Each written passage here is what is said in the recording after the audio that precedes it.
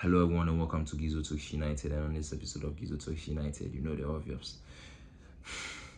It is a review of the game Manchester United played against Villa at the Villa Park in Birmingham. Please don't forget to like, comment, subscribe, and also tell a friend as well. Gizo Talks United. And just as I said earlier on, Manchester United,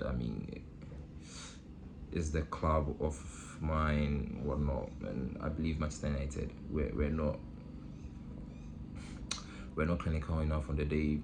Didn't like there are loads of positives, but then the negatives being highlighted more with the likes of the fullback situation and the midfield situation is getting frustrating as a Manchester United. In the midfield situation, Manuel Ugarte in the midfield, there was absolute shambles. He was not able to even string a correct pass into the path of his player. He was really struggling on the day where Manchester United had to, succumb to the situation with Manchester United losing Kobe Mainoo in a calf injury, expected to be out for at least 3 weeks and whatnot. And in my opinion, that's made up, I believe, due to his brother's statements last Monday. The guy has to be punished for that, and I believe so. There's nothing you can tell me for me to believe is something else. Like, you get me? The guy is being punished for what he did not. His brother's nonsense, and it's really sad. But then talking about the game in the midfield, just as I said earlier on, Manuel Ugarte, it's not it for Manchester United. He was really appalling on the day. And then in the fullback situation, Patrick Dogu, Diogo Dalot, I believe they were too high up on the pitch, which made Aston Villa exploit our spaces which were left in behind. And to talk of it, they got a goal, the first goal out of it, where Morgan Rogers controlled the ball. He didn't even have the ball under absolute control. Like, he missed out on the control and later came back to get a ball from the touchline. But my issue is with Lenny Yoro. In this kind of situations, you have to close him the fuck down. Sorry for my language, but then you have to close him down. And it's getting worse day by day when these young, inexperienced players always play for Manchester United due to our injury situations at the back line. Harry Maguire injured, Delately injured and whatnot. So I believe in this time, or in this point in time, is lack of experience and immature players at the back line, which in my opinion makes Manchester United concede a lot of goals. So just as I've said, Manchester United decided to come back in the first half through very high pressing game where they nicked the ball off Matty Cash and a brilliant finish from Matheus Cunha. In the second half, Manchester United were well off from the first half. There were positives in the first half, the second half as well, but they were well off. They didn't perform to the levels of the first half, and we saw what happened in the second half. Matheus Cunha tried to hold the game by the scrap of the neck or whatever they call it, but he couldn't turn up on as a Manchester United fan.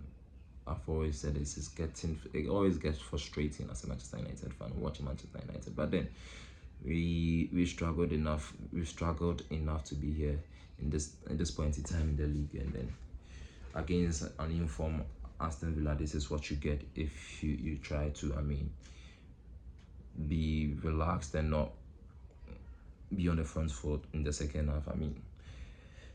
Villa on the other hand, aside the 2 goals and some few chances they nicked off Manchester United, I believe they did not perform really well. But then Manchester United need to improve on their game. So let's move on and talk about what Ruben Amorim had to say in the post-match press conference. And this sort of a summary, but in his own words, this is what he says, and I read.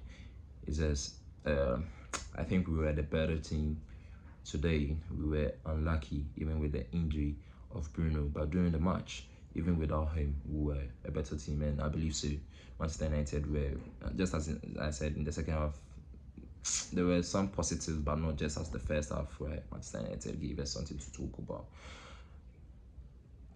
We blocked the transitions quite well and did really well. Just as I said, his tactics worked enough on the day. We did a very good job that no one is going to remember tomorrow, because what matters is the result. Yeah, just as I said, like, we already knew that Aston Villa play with everybody inside, and we needed to overload the situation. We have been training. I mean, we have been training like that. We did different options. We can use different starting 11 depending on the game. So we are improving. Again, I think we deserve much more, so much more today, but the better team did not win. And I absolutely agree with Ruben Amorim. I might have my differences with him in terms of his decisions with Kobe Mainoo and whatnot, but then with this, I believe Manchester United were the better side in this game. In most parts of the first half, and then in the second half, they gave the game away to Aston Villa, where they had to score a goal for us. And I mean, to talk of the Bruno situation, I mean, he has been always available for Manchester United, and this is the first time in a long while we are going to miss Bruno Fernandes, because Ruben Amorim in his post-match press conferences, it's an issue with a soft tissue. So, I mean, we are going to see him out of the game for about 3 weeks, in my opinion. There's no confirmed statement from the club yet, but I believe he will be out of the club, or he will be out of the squad for at least 3 weeks in the coming game weeks and whatnot. And to talk about the midfielder, just as I said early on, I mean, Manu Ugarte was shambles in midfield, but then Lisandro Martinez stepped up for us in the game, even with Jack Fletcher and Shea Lacey, who had their debut against Aston Villa. I mean, they were even better. These two debutants were really, really better than Manu Ugarte on the day. I mean, even the cameo of Lisandro Martinez in the midfield was absolute belter. Like, it was absolutely enticing to watch, and I believe he, in the long run, can be a midfield pairing between him and, I mean, Bruno Fernandes, where we see Bruno Fernandes more in the advanced position. So I believe Manchester United substitution on the day, Ruben Amorim had it spot on, but then with the goals Manchester United conceded, I mean, Sané Lamont could have done better with the second goal, but then with the goals Manchester United conceded, it was wowzers from Morgan Rogers, and it's quite impressive. And also, this is what Diogo Dalot had to say on losing Bruno Fernandes. He says, it's massive. Yeah, it's really massive. We don't know how bad it is, but for him to come off, we know that how tough he is. Hopefully it's not too bad, and we keep with him for the next games.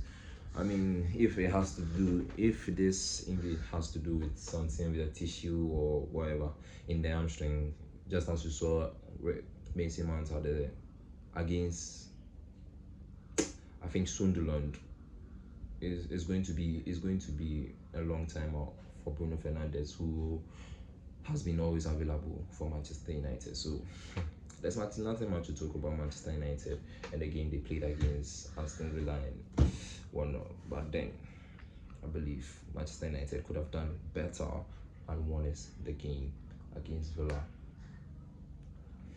in Birmingham. Please don't forget to like, comment, subscribe, and also tell a friend as well. Don't forget, it's not a way of, it's not just a football club, it's a flipping way of life. See you on the flipping left next episode of Flipping Love Manchester United.